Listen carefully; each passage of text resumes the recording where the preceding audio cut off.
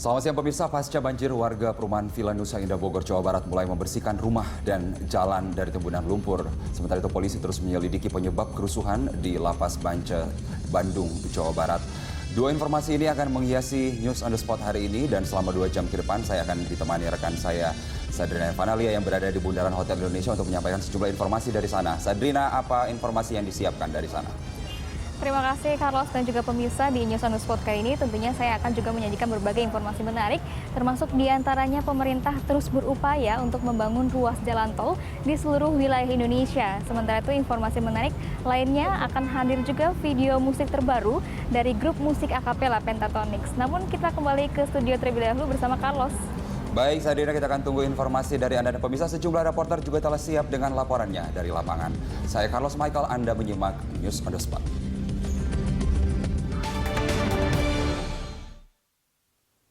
Pasca banjir, warga perumahan mulai membersihkan rumah dan akses jalan dari timbunan lumpur. Untuk mengetahui informasi terkini dari sana, kita bergabung dengan reporter Nurulita dan juru kamera Ali Amran. Iya, Lita, hingga saat ini bagaimana aktivitas warga perumahan di sana pasca banjir? Iya Carlos, sampai saat ini sudah kurang lebih 4 hari sejak Kamis lalu ketika banjir datang, warga di Villa Nusa Indah Kabupaten Bogor ini masih terus membersihkan rumah dan perabotan dan juga akses jalan menuju rumahnya.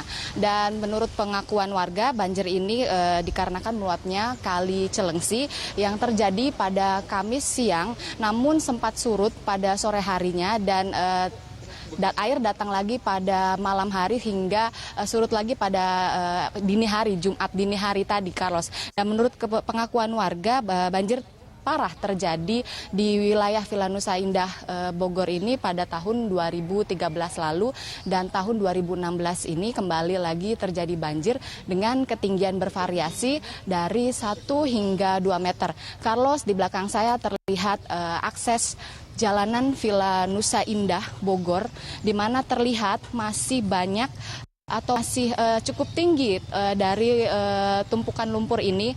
Tadi saya juga sempat berkeliling di sekitar wilayah ini, bahkan tumpukan dari lumpur ini ketinggiannya, ketebalannya kurang lebih dari 5 hingga 10 cm, dan ini sungguh menyulitkan warga untuk akses atau mobilitas mereka dari masuk ke perumahan maupun keluar komplek perumahan ini, Carlos. Ya, lalu Lita, bagaimana dengan fasilitas air bersih dan juga mandi serta bantuan logistik di sana? Apakah sudah ada bantuan? Ya Carlos, terkait bantuan kami akan menanyakannya langsung kepada Ketua RW 24 di Villa Nusa Bogor ini, dan sudah bersama saya dengan Pak Agung. Silakan Pak Agung. Ya. Pak Agung, bisa dijelaskan bagaimana sejak banjir terjadi Kamis lalu, apakah sudah ada bantuan, lalu bantuan seperti apa yang diterima oleh warga sekitar? Ya, terima kasih. Sebelumnya kami ucapkan kepada Berita Satu, mudah-mudahan informasi ini didengar oleh pemerintah pusat, daerah maupun kabupaten. Banjir di Villa Nusa 2, khususnya di Blok Y ini, terjadi pada hari Kamis kemarin sekitar pukul jam 10 pagi. Di mana informasi ini biasanya kami terima 4 jam sebelumnya dari informasi dari desa. Sekitar ketinggian 350 cm. Nah, warga di sini memang tidak menyangka kalau sampai terjadi banjir seperti ini karena ketinggian cuma 350. Sehingga warga banyak yang terjebak di sini, di mana mobil, kendaraan motor maupun mobil terendam berserta barang berharga lainnya begitu hari Kamis pagi. Namun sempat surut setelah sekitar sore hari, surut, warga sudah membersihkan semua rumahnya dan barang-barangnya sudah di luar, ditaruh di depan rumah, dijemur. Ternyata jam 12 malam pada hari Kamis itu terjadi banjir lagi, lebih tinggi daripada yang pertama. Sehingga barang-barang yang sudah ditaruh di pinggir itu dibersihkan, hanyut semuanya.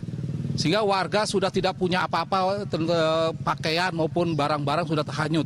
Karena tidak menyangka banjir yang kedua ini lagi seperti itu.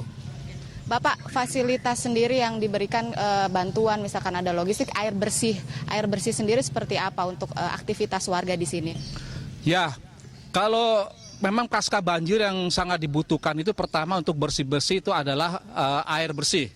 Air bersih ini warga hanya mengandalkan pada kebanyakan pada air tanah. Air tanah itu artinya memakai listrik. Listrik pas banjir itu dimatikan. Sehingga warga kurang untuk membersihkan lumpur-lumpur itu. PAM juga di sini tidak semuanya PAM bisa ngalir kencang karena semua pada butuh. Sehingga warga kesusahan untuk air bersih. Nah, belum ada pemerintah yang untuk mendrop air bersih ke sini. Bantuan lain Bapak, misalkan bantuan tenaga kah atau mungkin ada bantuan logistik untuk makan sendiri seperti apa? Ya, kalau memang untuk bantuan selain air bersih memang ada. Dari Desa Bojongkulur ada makanan nasi bungkus mengendrop sampai 2 hari. Nah, dari organisasi lain seperti organisasi yang lain juga banyak, perorangan juga banyak. Rata-rata ya memberikan bantuan nasi bungkus.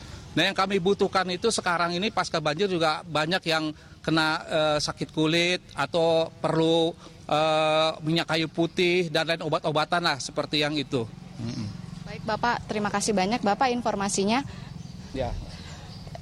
Ya Carlos, itu tadi Ketua RW 24 dan memang kebetulan saya ada di RW 24 di mana kurang lebih ada 300 kepala keluarga yang di sini yang terkena banjir di Villa Nusa Indah Kabupaten Bogor ini, Carlos.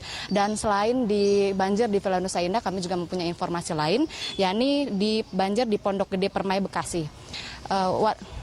Warga perumahan Pondok Gede Permai Bekasi memprotes lambannya penanganan banjir oleh Pemprov Jawa Barat.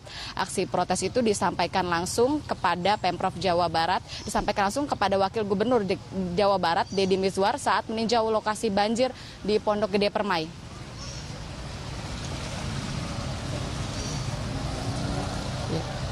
Warga menilai lambannya kerja aparat Pemda berakibat pada meluasnya dampak banjir di Bekasi.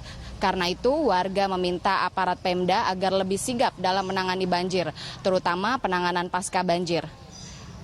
Menanggapi protes warga, Deddy Mizwar menyatakan Pemprov Jawa Barat menawarkan 3 opsi penanggulangan pasca banjir, antara lain merelokasi warga atau membangun daerah persiapan atau danau buatan untuk menampung air kiriman. Opsi terakhir adalah membangun tanggul di sepanjang aliran Kali Bekasi.